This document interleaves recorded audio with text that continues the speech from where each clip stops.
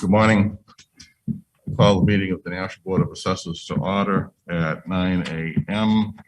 on Thursday, December 2nd, 2021. Present from the board are Robert Early, Paul Bergeron, and myself, Daniel Hansberry. The first order of business of the minutes from the previous meeting.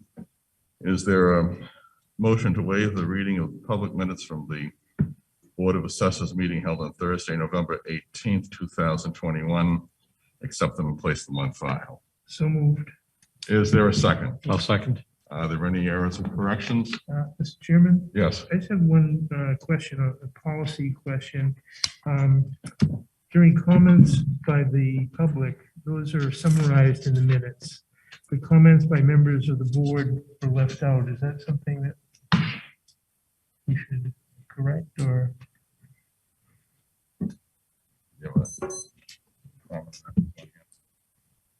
Well, I believe at the last meeting, there were no comments by members of the board, were there? Did I not speak to Mrs. Ortolano's complaint about the board not looking at the application? Was that the meeting before that? I thought it was last meeting. I believe that you may have spoken to her after the meeting. No, Okay. Mr. Chairman, Yes. could I move that we table the approval of the minutes for the next meeting so that we can examine if there are remarks that were left out? Okay. I'll Is it second that. all right? All those in favor of tabling the minutes from November 18th, 2021 until the next meeting of the Board of Assessors signify by saying aye. Aye. Aye, opposed, say nay. Ayes have it, motion carries. You want to hold off on the non-public also, Mr. Bergeron, do them all at once, or? I'm fine with dealing with the non-public. Okay. Is there a motion to waive the reading of the non-public meeting minutes from the board meeting of November 18th, 2021, accept them and place them on file? So moved. Is there a second? I'll second. Are there any errors or corrections? Seeing none, all those in favor of the motion signify by saying aye. Aye. Aye, opposed, say nay. Ayes have it, motion carries. At this time, I will recognize Richard Vincent, who is the department head of the assessing department, who is joining us remotely this morning. Good morning, Mr. Vincent. Good morning and thank you. One quick update on the department. We have 3 new employees. They should be in the audience right now. Yeah. We have, I'm sorry, what's that? I'm just confirming that they are. Yeah, so they're in the audience. Okay. We have Cheyenne Devlin, one of the administrative clerks, Okay. Yeah. and then Jackie Marsh, another administrative clerk, Welcome. and Grant Showwaker, he's one of the assessors. Welcome. So Cheyenne started, I think it was Monday of last week. Jackie started Monday of this week, and Grant started yesterday. So we are now fully staffed, 9 positions all full. Great. Very good. Well, welcome to all of you and best of luck. Thank you. That's all I have. Hey, Mr. Vincent, are we going to invite Vision to the meeting for the 16th for a quarterly update? I thought it was in January, but I'll check the schedule. And if it is for the 16th, I'll contact them and ask them to join. I think we got thrown off, I can't remember why, by like one meeting, but it'd probably be good to go back to the quarterly schedule, January, March, June, September, Yeah. December, on that schedule. Okay. I'll contact them and ask them to join the meeting. Okay, all right, great, thank you. You're welcome. There's no new business, correct? No unfinished business? So No. that brings us to the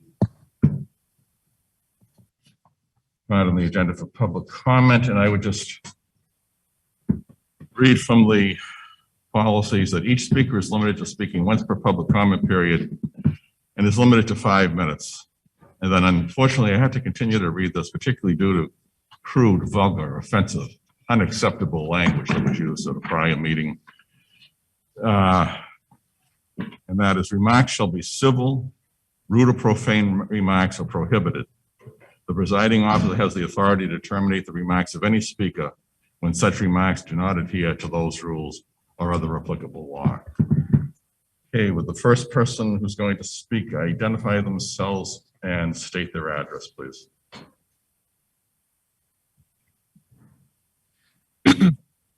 Lori Ortolano, 41 Berkeley Street. I gave you folks a copy of the property record card for what's going to be the Performing Arts Center. And the address on that is 78 to 84 West Pearl Street. You know, one question I have is the address used to be, I think, 201 Main Street, and it was changed. However, I'm concerned about the assessment on this property and what has happened to this property. There is a very difficult process. It is extraordinarily difficult to track the money for this Performing Arts Center. Who's responsible for bills? Because we did a new market tax credit that was a complicated investment vehicle. We set up a nonprofit called an NPAC, and the city is funneling money to the NPAC to support it through certain lease or contract obligations. And then the NPAC nonprofit is paying the city back. I am very concerned by the property assessment and the tax bill that was paid on this property in August. If you look at the assessment from KRT, the total assessment when Alex Shoe Store was essentially there was $2,058,000. And if you look at the assessment today, it's the same. That assessment should have changed significantly. And as of April 1st, 2021, when you conduct the annual inventory to do the bill, I believe this building or this property should have been valued at land only, which would have been $288,002. And the reason I say that is the building was actually demolished on April 6th. There was a newspaper article, the Telegraph ran a story of the people standing outside watching the demo. But as of April 1st, that building was reduced to a shell. The inside was demoed, and it's actually listed as a store with apartments, the shoe store. It was never changed. So the city paid the NPAC approximately $24,000 in property taxes in August. And it came out of an account called the 118 account. The NPAC paid the city back almost $24,000, and it went into the general fund. And I think it's a misappropriation of money. And I'm really watching this art center closely, but also it is not the correct assessment. This building is not even assessed correctly. Also, it has a sale price of that it sold in 2020, 12/18 for $1 million. I'd like to know where that came from. I can't track that. There must be a file down there I can look at and see where that sale is located or the sale paperwork. It has not been qualified from 2020, from December. There's no information on it. And I would like to know what the redress is for a citizen. It's a city property that went to a nonprofit. The citizens are paying the taxes. Do you have to file an abatement? Can a citizen file an abatement to have this property tax fixed? Because we're paying for it and it's going into the general fund. And can we, if not, do we have to file a lawsuit and take it to the BTLA to have it heard there? I mean, I'm trying to figure out what we can do. I realize I'm not entitled to answers. I'm going to probably have to file a PA 71 with the DRA and speak to them about this. But this is not correct. And also, when I go on the computer and I look at the GIS data and I use pictometry, the 2021 pictometry data isn't there as of April 1st for 2021. The only data in there is 2020. Now, this property was inspected by one of our assessing staff members in May 19th. If an aerial view was looked at, I'm wondering if the building was still there, what aerial view was used. I don't know if the office, the assessing office has access to 2021 data and the citizens out, from home don't. But I always thought GIS, my understanding was current. I mean, totally current. One last thing. I believe that Mr. Early's comments regarding being able to review abatement applications was unfortunate and incorrect. He is looking at this as if it's some daunting project. Other offices in other municipalities, their boards of assessors review them. And I will tell you, for properties that have data corrections, it's simple. For properties that use sales data, you might spend 15 minutes a property file. And with these things rolling in across 4 months or 5 months, I don't think spending an hour a week is asking you to do too much homework to understand what citizens have put into these abatements and these applications. Thank you.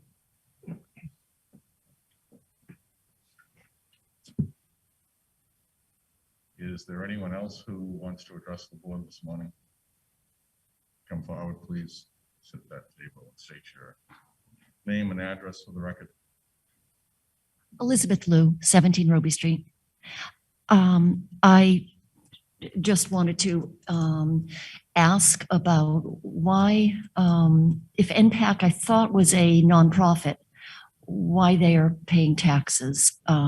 So that's a question, but I knew you had a meeting today, and I wanted to come and express my hopes that you can clear that up for me.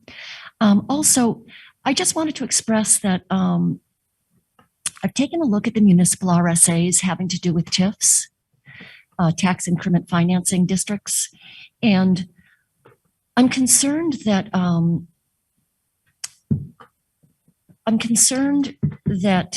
if we don't get the assessments right on the individual parcels that are inside these TIFs, then what essentially happens is, for instance, in the case of the Performing Arts Center being possibly over assessed and billed for too much. Well, I'm concerned that these funds are segregated, and as the assessments go up, these funds are not made available for the general expenses, the general fund, the expenses of that are shared by the common, the general fund, and instead they become earmarked and available for the projects within the TIF. And the tax increment financing agreement is an agreement to have first dibs on this incremental valuation. And it's just important that we get it right, because what is segregated for the TIF district only does not get the same scrutiny of budgeting and the oversight of the budgeting, and as much approval from the Board of Aldermen as the items that are not in the tax increment financing district. Thank you.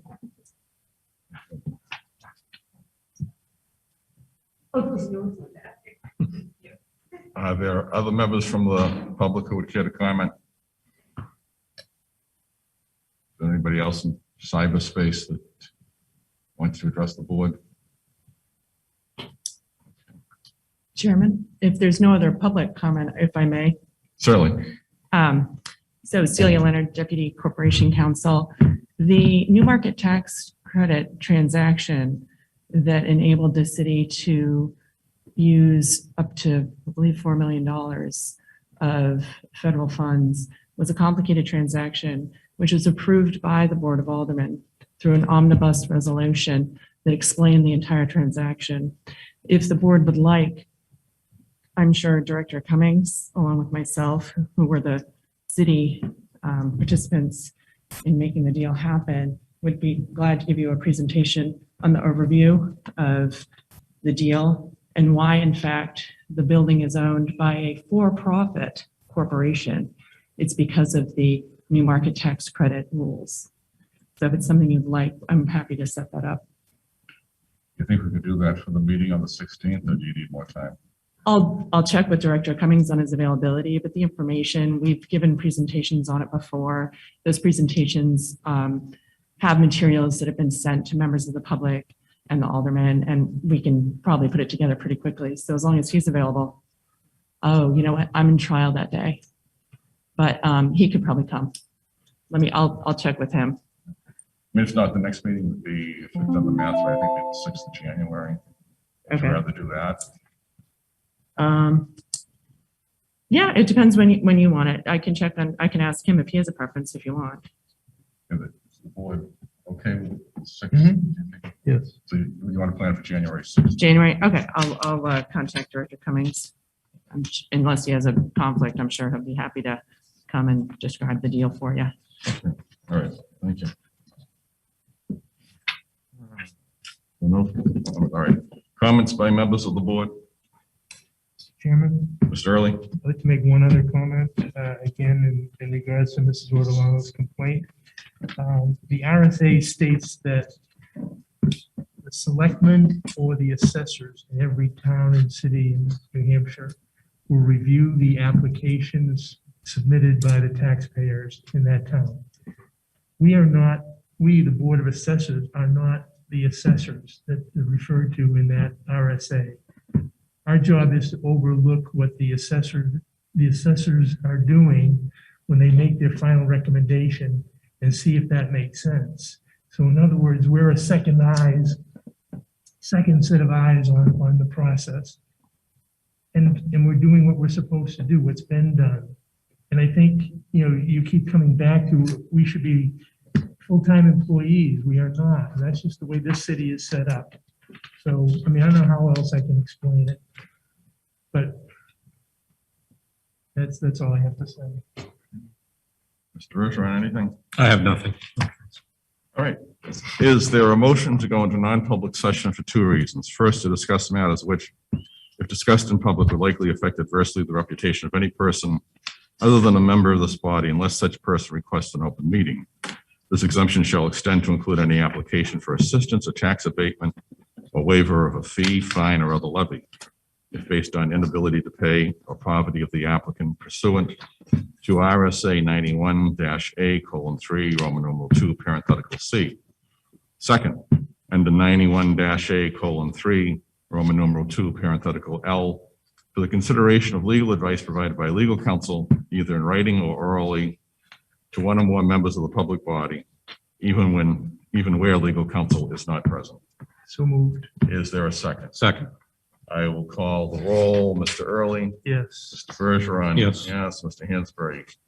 Yes. Let the record show that we have entered non-public session at 9:17.